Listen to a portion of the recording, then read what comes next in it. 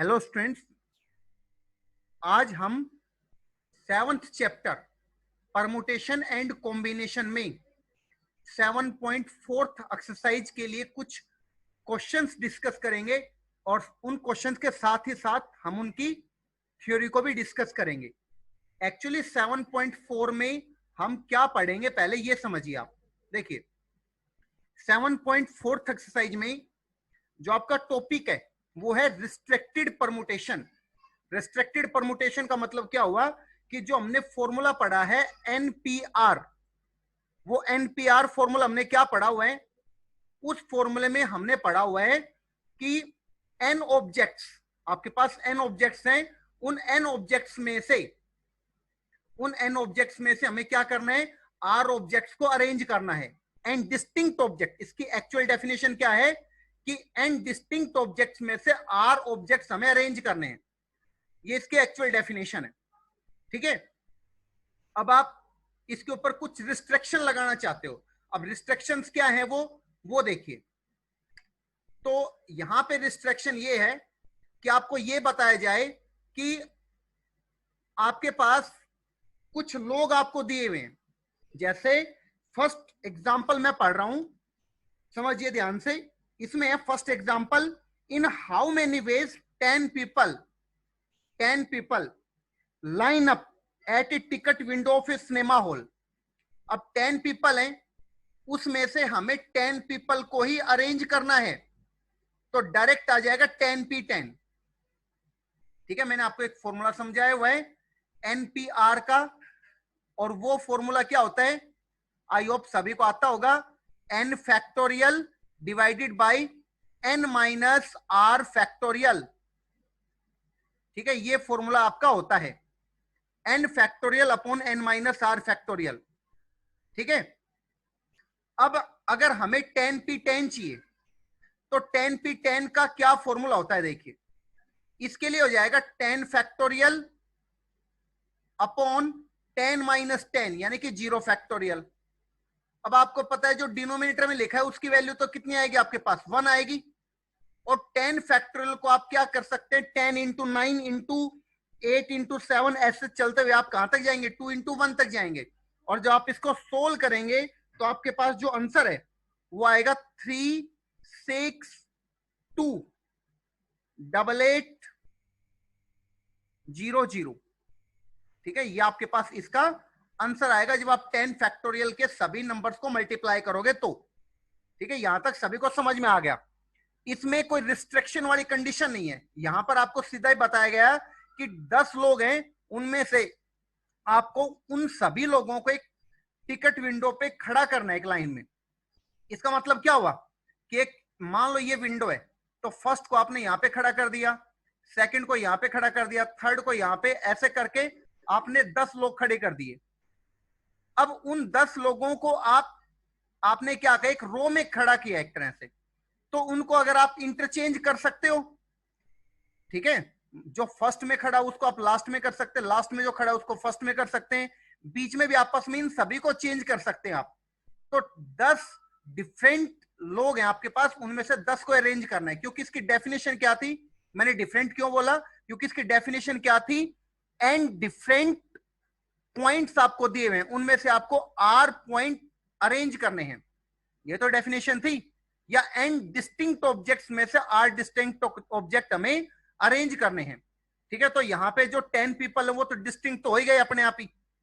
ठीक है, यहां तक शायद सबको समझ में आ गया। अब देखिए बात करता हूं मैं सेकंड एग्जांपल की। सेकंड एग्जांपल में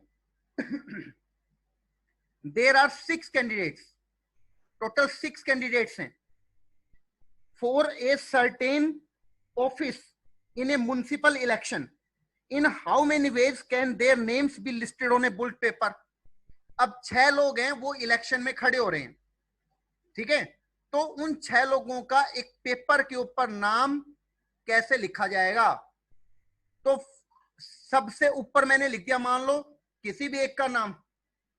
ठीक है, उसके बाद जो सेकंड है, सेकंड नंबर, वहां पे हमने किसी और स्टूडेंट का नाम लिख दिया।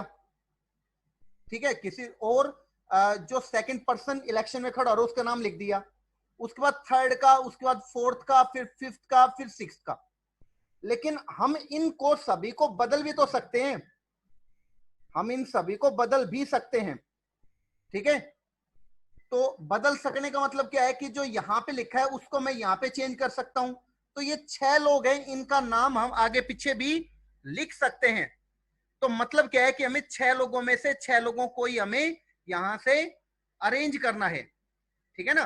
तो उसको मैं लिखूंगा यहां से 6p6, 6p6, और इसको मैं क्या कहूंगा यहां से 6 फैक्टोरियल सिर्फ, क्योंकि अपॉन कितना आएगा 6 माइनस 6 यानी कि 0 फैक्टोरियल, वो मुझे लिखने की जरूरत नहीं है। और जब मैं इसको सोल्व करूंगा तो कितना आ जाएगा आपके पास 720। ये सभी को पता ही होगा यहां से यहां तक हम कैसे पहुंचेंगे, ठीक है, यहां से यहां तक कैसे पहुंचेंगे ये सभी को पता ही है। तो यहां से कैसे आया 6 multiply 5 into 4 into 3 into 2 into 1। ऐसा अगर हम सोल्व करेंगे तो ऐसा करने से हमारे पास इसका आंसर आ जाएगा यहां से, ओके। उसके बाद देखिए, उसके बाद आते हैं थर्ड एग्जाम्पल पे। Example number third, how many different signals can be given using any number of flags from 5 flags of different colour. देखिए आपके पास 5 फ्लैग्स हैं, अलग अलग कलर के हैं, 5 फ्लैग्स हैं, वो डिफरेंट डिफरेंट कलर के हैं, ठीक है। तो आपको करना क्या है, उनमें से आपको यहां से डिफरेंट सिग्नल्स क्रिएट करने हैं।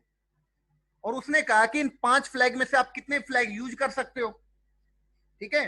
तो अगर आपको सिग्नल क्रिएट ही करना है तो आप क्या कहोगे यहां से कि अगर मैं 5 में से कोई एक को अरेंज करना चाहूं तो 5 तरह के सिग्नल यहां से बन सकते हैं 5p1। या फिर मैं 5 में से कोई दो दो सिलेक्ट कर सकता हूं, सिलेक्ट मतलब बाद में अरेंज करेंगे, ठीक है। पहले 5 में से कोई दो हमने ले लिया और उसके बाद उनको अरेंज कर करके रखा, ठीक है। उसके बाद या हम कैसे कर सकते हैं 5 में से कोई 3 अरेंज कर सकते हैं, या फिर 5 में से हम 4 को अरेंज कर सकते हैं, या फिर 5 से हम 5 को अरेंज कर सकते हैं, मतलब सारे अरेंज कर सकते हैं, ठीक है। एक बार दोबारा समझिए क्वेश्चन क्या था।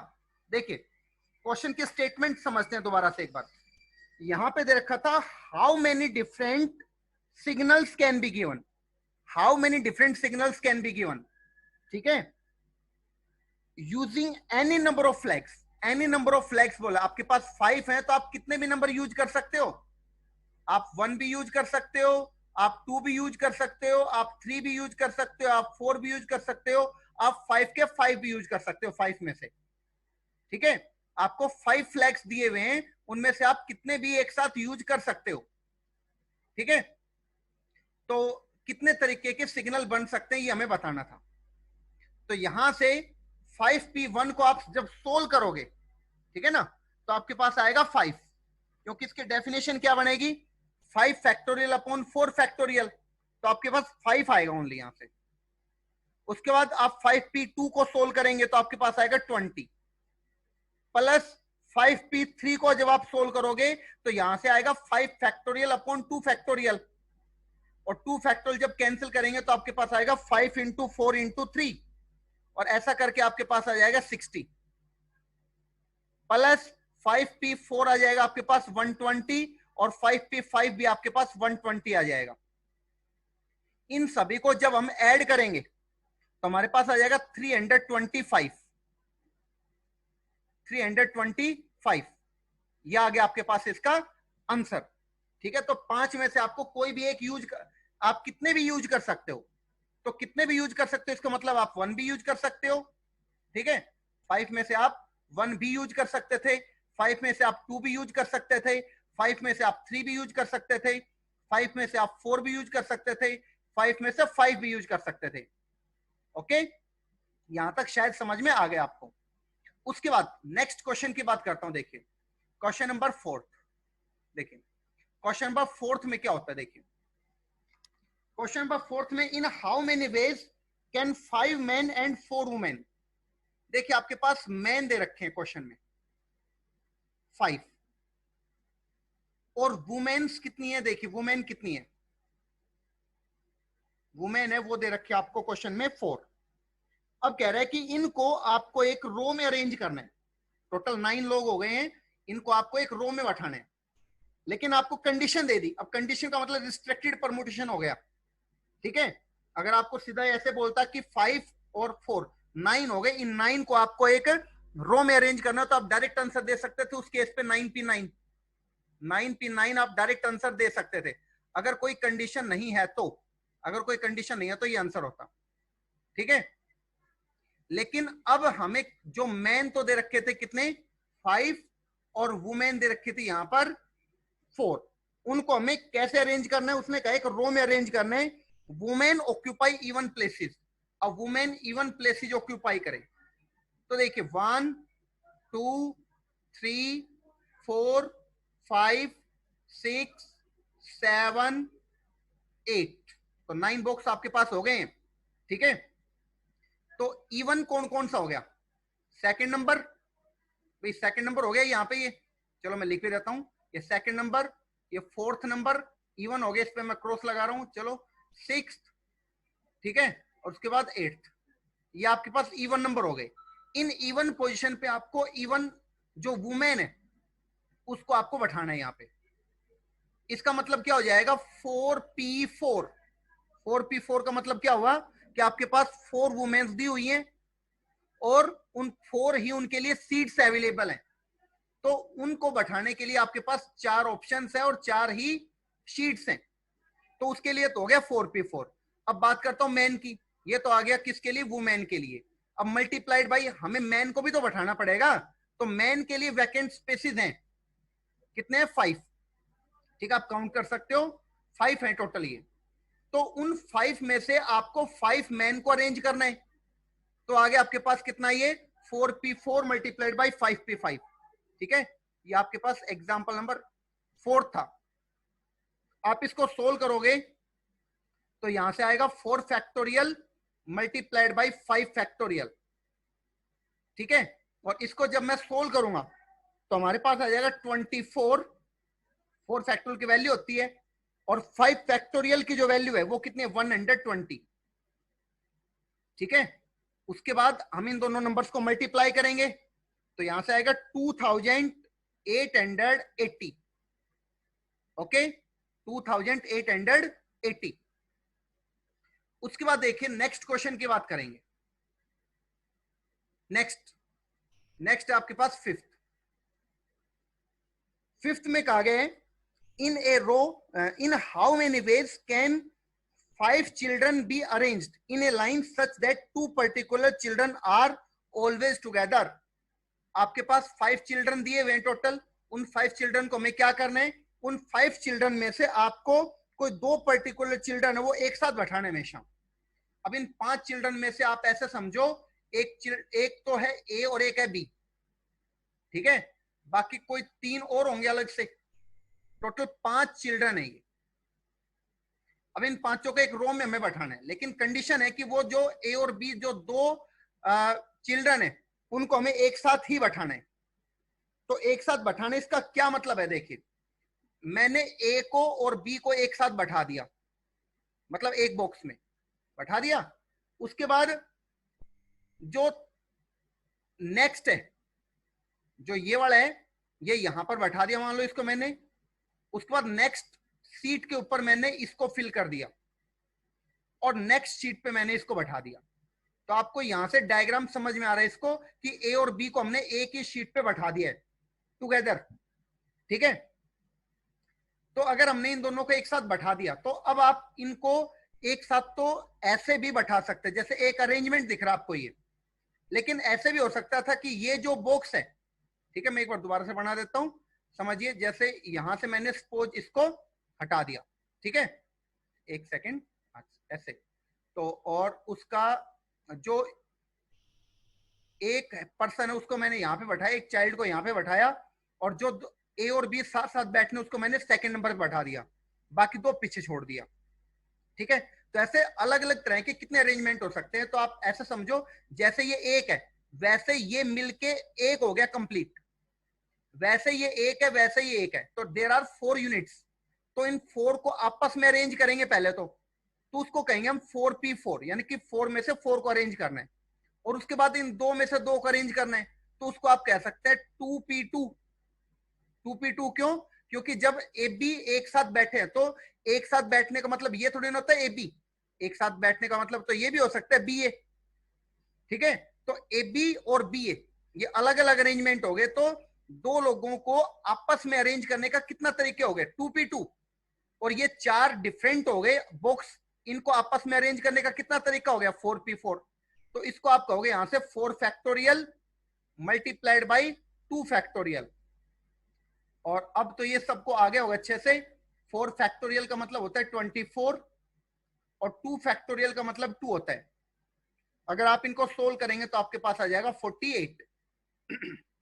ओके, ये था इसका फर्स्ट पार्ट। अब इसके सेकंड पार्ट में क्या कहा गया देखिए। सेकंड पार्ट में यहां से कह रहे हैं कि 2 particular children are never together, एक साथ नहीं आने चाहिए। भाई ये 48 तो क्या थे? टुगेदर, एक साथ आने के हो गए तरीके ये। अब हम कह रहे हैं कि एक साथ नहीं आना चाहिए, तो एक साथ नहीं आना चाहिए उसका क्या मतलब हुआ भाई? कि टोटल में से हम टोटल में से माइनस कर देंगे किसको? टुगेदर को, एक साथ आने के चांस। ठीक है, एक साथ आने का। तो टोटल कितना है? जब टोटल आपके पास 5 चिल्ड्रंस हैं, तो उनको आप कैसे भी बैठाओ तो उसको आप कहोगे 5p5। और टुगेदर एक साथ आने के कितने हैं? 48। भाई एक साथ आने के कितने हो गए? 48 हो गए ना। यहां से आपने इसको शिफ्ट किया। अब 5p5 कितना होता है? यहां से 5 फैक्टोरियल विच इज 120 माइनस 48। और इसको आप सब्ट्रैक्ट जब कर रहे हो यहां से, तो आपके पास कितना आना चाहिए? यहां से 72 आना चाहिए। ओके, यहां तक शायद सबको समझ में आ गया होगा, काफी इजी है ये। उसके बाद देखिए सिक्स्थ की बात करते हैं।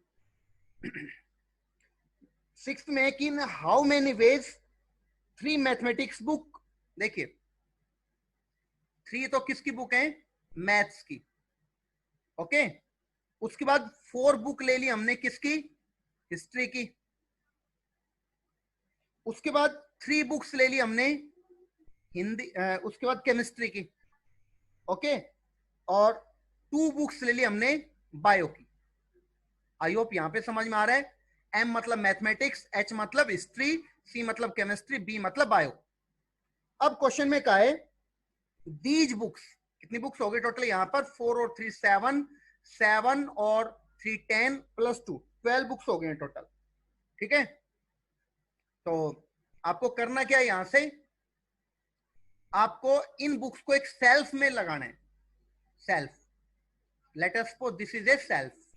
ओके, 4 तरह की बुक्स हैं, तो हम इस के सेल्फ के 4 पार्टीशन कर लेते हैं। ओके, अब क्वेश्चन में है कि हमें इस सेल्फ में इन बुक्स को इस तरह से अरेंज करना है so that all books of the same subject are together. Same subject की बुक एक साथ आए। तो आप देखिए कि ये 2 बुक बायो की हैं। उन 2 बुक्स को अरेंज होने के लिए या तो इस फर्स्ट बॉक्स में मैं फिट कर सकता हूं बायो की बुक, या फिर सेकंड में डाल सकता हूं, या फिर थर्ड में, या फिर फोर्थ में। इसी तरह से सेकंड जो ये केमिस्ट्री की बुक है 3, इनको मैं इन चारों में से, इन 3 में से, क्योंकि मैं बायो को अगर किसी एक में रख दूंगा बायो का बुक, तो उसके बाद हमारे पास 3 बॉक्स अवेलेबल होंगे, और इन केमिस्ट्री के बुक सारे के सारे मैं किसी भी एक बॉक्स में रख सकता हूं। इसी तरह से 4 हिस्ट्री की बुक है, उसके बाद 2 ऑप्शन बचेंगे, उनमें से किसी एक में रख सकता हूं। इसी तरह से मैथ के लिए एक ऑप्शन बचेगा। तो आप ये कह सकते हैं आपके पास 4 ऑप्शंस हैं, और 4 ही आपके पास बुक्स दे रखी थी उनको अरेंज करने के लिए। तो इसको आप कहोगे कैसे अरेंज हो सकते हैं? ये 4p4। यहां तक समझ में आया? 4p4 का मतलब क्या है कि ये 4 आपके पास ऑप्शन हो गई, और 4 ही इनमें फिल करने हमें। 4 ही शीट आपके पास, 4 ही इनके लिए ऑप्शंस हैं। ओके, इन चारों में से चारों को ही हमें फिल करना है, इसका मतलब ये हुआ। लेकिन अब उसने कहा है कि टुगेदर एक साथ होने चाहिए, मतलब बायो की एक साथ और लेकिन बायो की 2 बुक है तो वो डिफरेंट भी हो सकती हैं। ठीक है, अब उसने डिफरेंट अगर वो है, ठीक है, यहाँ पे डिफरेंट होना चाहिए क्वेश्चन में। अगर वो 2 बुक बायो की डिफरेंट है तो इसका मतलब क्या हुआ, एक बुक सपोज 9th क्लास की है और एक बुक सपोज 10th क्लास की है। तो अगर आपने एक यहां पर 9th की बुक रख दी, ऊपर 10th की रख दी, लेकिन आप ऐसे भी तो कर सकते हो कि पहले आप 10th की बुक रखोगे फिर 9th की बुक रखोगे, तो कितने अरेंजमेंट हुए, 2। तो इस बात को आप ऐसे नहीं कह सकते क्या, 2p2 कह सकते हैं ना भाई। इस बॉक्स में आपको ये 2 बायो की बुक अरेंज करनी है, ठीक है, इसमें अरेंज करनी है। तो 2 ऑप्शन हो गए ना, क्योंकि 2 तरह की बुक आपके पास, तो उसको अरेंज करने के तरीके कितने हो गए, 2p2। या तो आप नीचे तो 9th की बुक रख रहे हो, ऊपर 10th की बुक रख रहे हो, या फिर पहले 10th के बाद में 9th के रख रहे हो। रख तो नीचे वाले बॉक्स में रहो, तो एक बॉक्स के अंदर भी काम हो रहा है ये, तो मल्टीप्लाइड बाय 2p2 आया। उसके बाद सिमिलरली केमिस्ट्री के लिए, तो केमिस्ट्री के लिए क्या आना चाहिए, 3p3 आना चाहिए। उसके बाद उसके बाद बात करते हैं हिस्ट्री की। हिस्ट्री में कितना है, 4 है, तो 4p4 होना चाहिए। और उसके बाद मैथ में कितना होना चाहिए, 3p3 होना चाहिए। ठीक है, आई होप इन सबको तो आप मल्टीप्लाई कर सकते हैं। ओके, नेक्स्ट क्वेश्चन की बात करेंगे। देखिए नेक्स्ट क्वेश्चन आपके पास question number 7। How many 3 digited number. अब 3 डिजिटेड नंबर है तो आप ये समझिए कि आपके पास कुछ इस तरह से 3 बॉक्स क्रिएट हो गए। इनको आपको 1 से लेके और 9 तक के डिजिट से फिल करना है। ठीक है, और उसने कंडीशन दी है नो डिजिट इज रिपीटेड। कोई भी डिजिट आपको रिपीट नहीं करना, ये आपको इंपॉर्टेंट कंडीशन दे रखी है। तब कंडीशन दे रखी है तभी तो आप कह रहे हो रिस्ट्रिक्टेड है ये। ठीक है, तो देखिए इस फर्स्ट बॉक्स को फिल करने के कितने ऑप्शंस। ठीक है, सबसे पहले इस फर्स्ट बॉक्स को फिल करने के कितने ऑप्शंस। आप कहोगे इस फर्स्ट बॉक्स को फिल करने के कितने ऑप्शंस होंगे, क्योंकि 1 से 9 तक आप कोई भी एक डिजिट यहां पे रख दोगे। ठीक है, तो उसको फिल करने के 9 ऑप्शंस हो गए, क्योंकि 1 से लेकर 9 तक आपके पास 9 नंबर हो गए, उनमें से कोई भी एक नंबर आप यहां पे डाल दोगे। अगर आपने वो नंबर यहां पे डाल दिया तो आपको वो डिजिट रिपीट नहीं करना। तो अगले बॉक्स के लिए आपके पास कितने ऑप्शंस बचेंगे, 8 ऑप्शंस। अब उन 8 में से आपने कोई एक नंबर यहां पे रख दिया तो आपके पास 7 नंबर्स बचेंगे, क्योंकि आप वो नंबर रिपीट नहीं कर सकते जो आपने यहां पे डाल दिए। तो लास्ट जो यूनिट प्लेस है उसको फिल करने के लिए कितने ऑप्शंस होंगे, 7। और इन सबको मल्टीप्लाई जब हम कर देंगे तो हमारे पास इसका आंसर आ जाएगा कितना, 504। ठीक है, और हम इसको परमुटेशन के तरीके से पढ़ रहे हैं तो हम इसको ऐसे भी लिखेंगे। ठीक है, जो मैंने ऊपर समझाया ये तो आपको मैंने 6.1 के मेथड समझा दिया। अब मैं आपको 7.1 के मेथड से 7.4 में क्या मेथड था वो देखिए। वो था आपके पास कि आपके पास टोटल 9 तो डिजिट्स हैं, लेकिन आपको यूज कितने करने, 3। तो आप कह सकते हो 9p3। ठीक है, और इसको आप सोल्व करोगे 9p3 को, तो आपके पास कितना आएगा 9p3 को जब आप सोल्व करोगे तो आपके पास आएगा यहां से 9 factorial upon 9 minus 3, 6 factorial. Okay, और इसको जब आप सोल्व करोगे तो आपके पास कितना आएगा, 9 multiplied by 8 multiplied by 7 into 6 factorial. ये तो पढ़ाया था मैंने आपको, डिवाइडेड बाई 6 फैक्टोरियल। और यहां से 6 फैक्टोरियल तो कैंसिल हो गया, और इन सबको जब आप मल्टीप्लाई करेंगे तो आपके पास कितना आएगा, 504 ही आएगा। ओके, आई होप यहां तक सबको समझ में आ गया। ये आपका एग्जाम्पल नंबर 7 था। ओके, अब हम बात करते हैं नेक्स्ट एग्जाम्पल की। देखिए एग्जाम्पल नंबर 8। एग्जाम्पल नंबर 8 में है how many 4 digit numbers are there with distinct digits. ठीक है, अब डिस्टिंक्ट डिजिट बताए तो आप डिजिट तो कहां से कहां तक यूज करोगे, 0 से लेकर 9 तक डिजिट यूज करोगे। ठीक है, अगर आपको क्वेश्चन में बता देता है कि 1 से 9 तक यूज करने तो आप 1 से 9 डिजिट यूज करेंगे, लेकिन आपको क्वेश्चन में ऐसे बताए कि आप डिस्टिंक्ट डिजिट यूज करेंगे तो टोटल डिजिट 0 से 9 तक ही होते हैं, मतलब टोटल 10 डिजिट्स हुए ये। ओके, ये सबको समझ में आना चाहिए यहां से। और आपको क्या करना है, इनसे 4 डिजिटेड नंबर एक बनाना है। अब 4 डिजिटेड नंबर में एक तो यूनिट प्लेस होगा, एक टेंस प्लेस होगा, एक यहां पे 100 और एक यहां पे 1000 प्लेस होगा। ठीक है, तो देखिए सबसे पहले तो ये पूछे यहां से कितने नंबर बन सकते हैं। तो जो शुरू का बॉक्स है इसको फिल होने के लिए कितने ऑप्शंस है, देखो 0 से 9 तक जा रहे हो आप तो 10 ऑप्शंस आपके पास, लेकिन 0 को आप शुरू में नहीं रख सकते, क्योंकि 0 को शुरू में रख दिया तो आपके पास वो तो 3 डिजिटेड नंबर ही माना जाएगा। कुछ ऐसा बनेगा 0 शुरू में, तो बाद में कुछ भी अगर आप लिख रहे हो तो ये तो 3 डिजिटेड नंबर है, 4 डिजिटेड नंबर थोड़ी ना ये कोई। तो शुरू में बॉक्स को फिल करने के लिए कितने ऑप्शंस हैं, 9, क्योंकि 0 को आप फिल नहीं कर सकते, टोटल तो 10 थे, तो 9 ऑप्शंस इसके लिए। ठीक है, और 9 में से करना है कि आपको केवल एक ही बॉक्स तो भरना है। अब उसके बाद हमें 3 बॉक्सेज और भरने हैं, लेकिन कितने ऑप्शंस में से, कितने ऑप्शन, उसने कहा था डिस्टिंक्ट डिजिट्स, इसमें अलग अलग डिजिट यूज करने हैं। अब मैंने 1 से लेकर 9 तक में से कोई एक डिजिट यहां पे फिल कर लिया, तो वो डिजिट अब दोबारा से मेरे पास यूज करने के लिए नहीं रहेगा। ठीक है, तो हमें यूज तो 3 करने हैं, इसका मतलब पी के नीचे तो 3 लिखने वाला हूं, और ऊपर कितना लिखूंगा, ऊपर ऑफ कोर्स मैं 9 लिखूंगा, क्योंकि मैंने एक तो यूज कर लिया, लेकिन 0 तो इनमें यूज किया जा सकता है।